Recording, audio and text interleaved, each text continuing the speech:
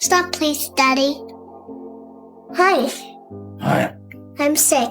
I got bacterial pneumonia. What's wrong with you? My kidneys don't work. I need new ones. Where did you get them from? Someone has to give me one, or I'm not gonna live very long. Daddy, Yes? do I have kidneys? Yes? 2? Why? I could give you a mine. The convict initially thought it was a joke, but seeing the girl's hopeful eyes, he suddenly felt flustered. The girl's father, noticing this, gently explained to her.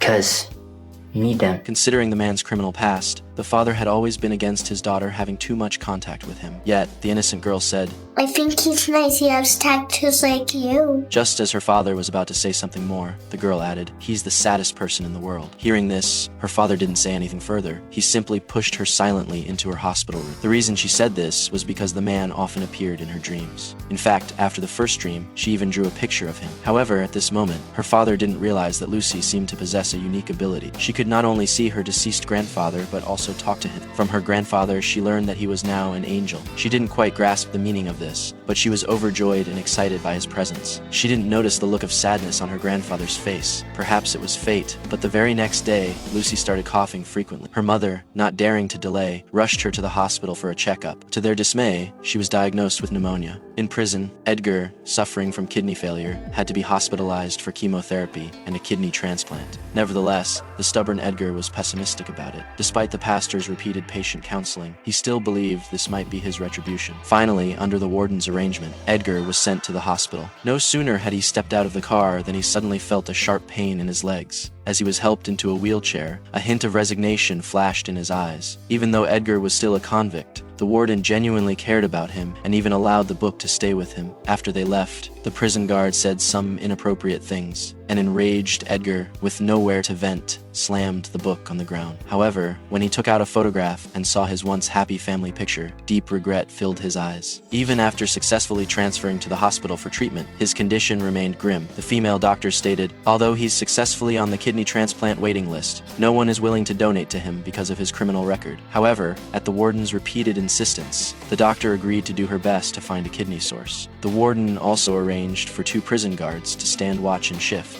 Meanwhile, in the emergency room of the same hospital, Lucy's pneumonia suddenly worsened, and she had to be transferred to the ICU for observation. Despite needing 4 IVs daily, she never cried. Instead, she quietly held her teddy bear and drifted off to sleep. The next day, after her chemotherapy, Lucy unexpectedly saw Edgar. With just one glance, she recognized him. Lucy then excitedly told everyone, even showing them the drawing she'd made. However, facing such an abstract drawing, everyone only felt pity and fondness for the girl, and even offered her words of encouragement. This made Lucy very happy. After an examination, the doctor diagnosed Lucy with a viral infection in her lungs. Lucy's father asked, You're telling me my daughter can die? I'm sorry to worry you.